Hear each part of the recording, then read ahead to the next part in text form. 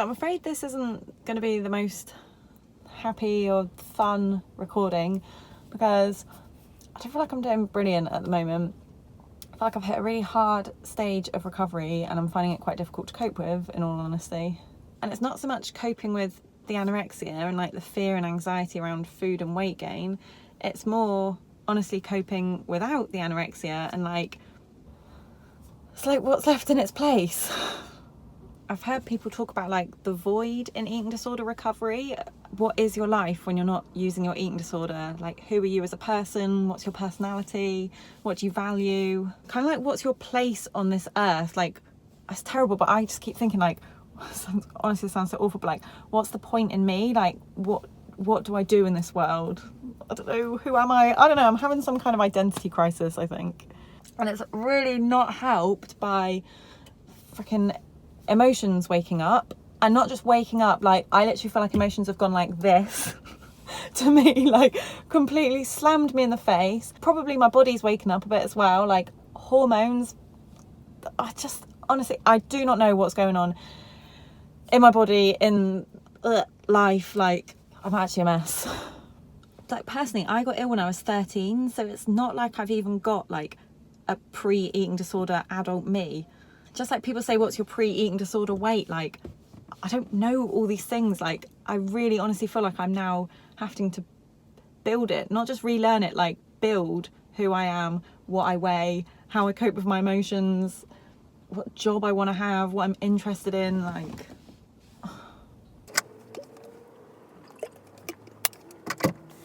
I think it's really hard because you don't just recover and step straight into this perfect recovered life that you can then go and live. Like, in the same way that you don't recover into the perfect exact body straight away that's going to be your healthy body. Like, I think it's quite common for people to have like not well distributed weight when they first start gaining weight. Like, yeah, there's that really like uncomfortable period of like things sorting themselves out. But that's so hard because anorexia for me is all about that quick fix. It's that like immediate gratification of, I know I can use it to make myself feel better, and it kind of works straight away. And that doesn't really exist in life as much, and definitely not in recovery. Like, you can't just replace your anorexia with a new friend and then you're sorted, or I'll lose my anorexia and start a new job and I'll love it and then everything will be fine. Sorry, this is such a negative video. I guess I want to talk about it because I don't want to make eating disorder recovery look like cool or fun or easy. It's not. It's shit. And it's not a straight line of recovery, and it's not that you just get rid of anorexia and you step into this perfect life and everything's wonderful. I guess the thing that I'm holding on to is that, like, I hope this won't last forever, and I don't want to just think, oh, well, life's not perfect, I need a quick fix, I'll just run back to anorexia. It's like, well, where the fuck's that going to get me? Like, honestly, I know eating disorder is bullshit. I do know I don't want to go back to that. And so I don't want to feel uncomfortable now and impatient and, yeah, look for my old quick fix or coping method, because I don't like this stage very much. I'm going to drive home now. I actually really need the toilet, and then I'll record a bit more. I actually only went to the supermarket looking for squash, but these just looked so amazing. So I picked one up for a snack.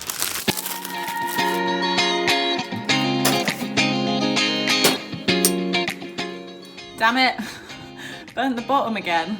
Oh well, food doesn't have to be perfect.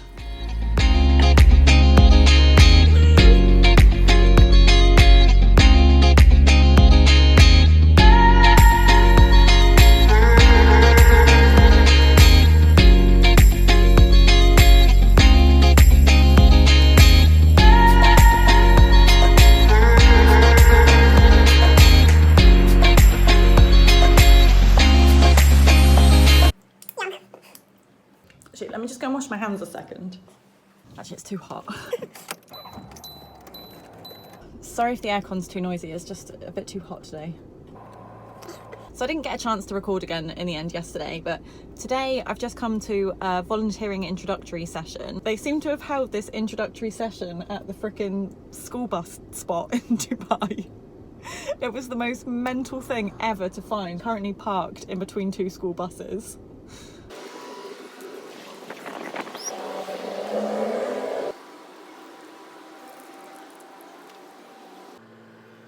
So weird.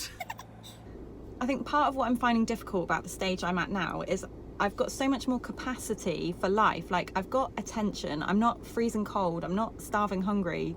Some of the time I am, but generally, like, I'm healthier now, I'm in a healthy body, I'm more interested in like socializing and that kind of thing. So like I have this like capacity for life now, but I don't quite have the life to fill it, because my life's still kind of shaped around my old routines and rigidities and isolations and everything that went along with my tiny little illness world. Like, I don't know how to say this, I don't need to be, like, mentally and physically I feel like I've got a bit more capacity for a bigger world, but I'm still in a slightly restricted world, which I guess is understandable. Like, recovery isn't a completely straight line where everything recovers at the same time. Like, physical recovery, mental recovery, life, hobbies, interests, socializing recovery, like, they do all kind of happen at the same time. So basically I'm trying to find some like hobbies and interests and something outside of my weight and body obsessions for me to like grow into and fill my life with.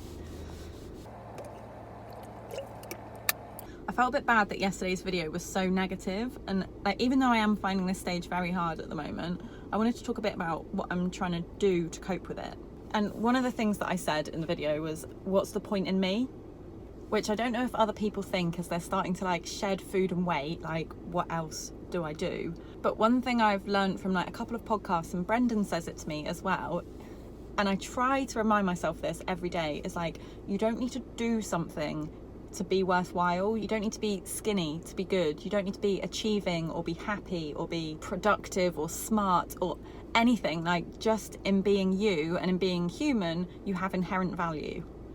The eating disorder mindset, your value and your mood, your self-worth, your self-esteem is all so tied up to food and weight. And for me anyway, if I weighed what I wanted to, or fitted the size jeans I wanted to, or I'd eaten the amount of calories I wanted to, it was a good day, I was a good person, I was in a good mood. So one of the things I'm trying to think as I'm moving away from that is like, I don't need to replace food and weight with another thing that I do or another purpose kind of thing. Like, I don't swap being good at anorexia with being good at something else and this is what now defines me. Like, I'm trying to just learn that I can just be okay and good just as me, just because I'm me, and yeah, I have inherent value just in being human. Whew, deep. Something else I've been trying to do from my psychologist is like remember what I'm grateful for. Brendan, the cats, my family, my friends. So yeah, I try to remind myself what I'm grateful for, and also that I only have those things that I'm grateful for because of times that I've been healthy. And that mindset of like, I'd recover if, or I'll get better when, like, it doesn't work. You can't wait until your life's in place and then you'll recover and step into it. But then you get left with that shit period that I think I'm in now, where I've shed some of the eating disorder, but the other stuff hasn't filled it yet. So I'm in this bit of a voidy, emotional, identity crisis, horrible place. My psychologist says to me that like, I need to feel my feelings, like, which I hate so much, but I need to feel my feelings. And she says, it's fine because your feelings are like a message and they're going to motivate you to change. If I'm feeling lonely without my eating disorder, like, okay, I need to get out there and meet some people. Or if I'm feeling bored, maybe I need a bit more meaning, like volunteering or maybe studying something new or changing my job. But it's so hard. It's so hard when you're used to, as soon as you feel something uncomfortable, just being like, oh, eating disorder. Distract, avoid, numb, replace with an artificial little feel good. Ugh. Honestly, I find this really difficult. Like, I feel like nothing's ever as effective as, but I could just use my eating disorder. Like, I know how to run away from things into an eating disorder.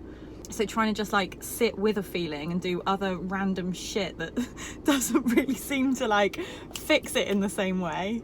But then maybe that's also the point, like maybe I can't fix things in the same way anymore.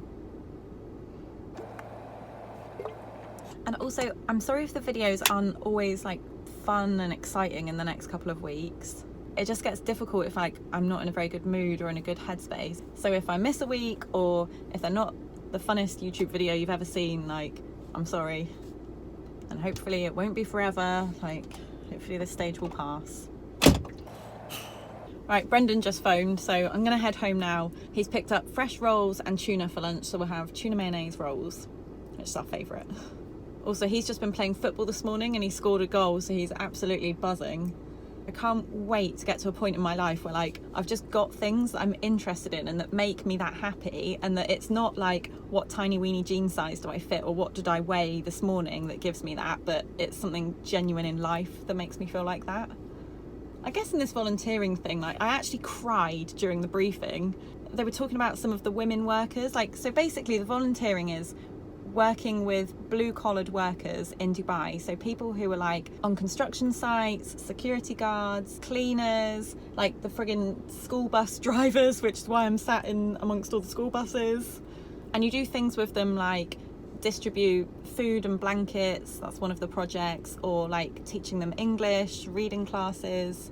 And when they talked about the women's one, they were talking about them being like separated from their children and living here with their kids being raised back at home, and like, oh, which in a way, like, I feel like I'm very overly emotional at the moment, to be honest, but like at least my emotions are kind of waking up and I can feel something. Like when I was ill, I had this awful zero emotion. I would never watch a film and cry, or it's awful. I just didn't really have feelings. It's like a little robot. Right, Bren's just made us tuna rolls for lunch, and he used 3 cans of tuna to make the rolls, which I immediately had a little fit about, because when I've had a dietitian in the past, I've learned that like half a can of tuna is 1 serving size. So I'm trying to just get used to like, food just comes as food now. It doesn't need to be portioned out and pre-measured and defined. Like, different people make different tunas. Different people make different tunas. Okay, I'm just heading out to the pool now, but on the tuna sandwich thing, I think for me, the stage I'm at, it's really important for me to like let other people cook for me, and also to break that notion in my head of like I must follow serving sizes, or a dietitian once said this to me, or in hospital this was the portion size, whatever, because like the world isn't like that. And if I want to go to a friend's house, for example, and let them cook for me, I don't want to be like, but how much of that can of tuna have you used? How many tablespoons of mayonnaise did you use? Like, I don't want to measure and count things out. So at one time in my recovery, like I have needed a bit more guidance and structure, and like a meal plan and serving sizes and whatever, so that I knew how much to portion and so that I felt safe with it. But now I'm ready to like break away from that. And so I actively do challenge myself to do that, and like, yeah, let Brendan cook, and if he wants to use 3 freaking cans of tuna, like, let him do that, and that's okay. I don't need to control it myself. I don't need to compensate for it. Like, it's just food. I can let other people cook for me. I can eat what they cook, what they portion, and like, yeah, food's just food.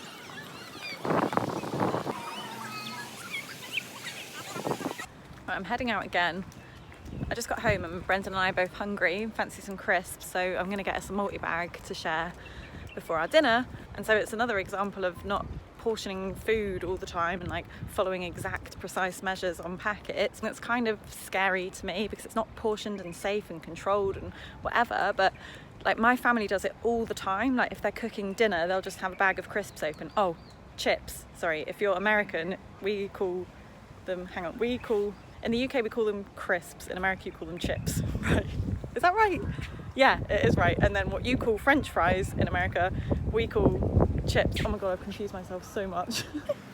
In the UK we have chips, which we like dunk in ketchup, like with a McDonald's, and crisps, which are like Doritos and McCoys and Walkers and shit. Anyway, so it's something my family eats a lot as they're like cooking food, or like with a barbecue. We're actually gonna have a barbecue for dinner tonight. We just have crisps open on the table, so it's something I want to be able to do. So these are Brendan's absolute favourite, and he used to bring them home from work all the time, and I just sit and watch him eat them and be like, I'm so jealous, I wish I could do that, why can't I? So now I'm just thinking, why can't I? Like, if I want to be able to do it, I'm just gonna have to do it, and I can't wait for it to feel easy till I'm not scared. Like, that day will never come. I kind of have to force it. So I try to just walk in, pick them straight away, not compare calories or serving sizes or prices, but try to just think like, what do we want? Like, food is just food. How do we want to live? And then do it, which is really hard.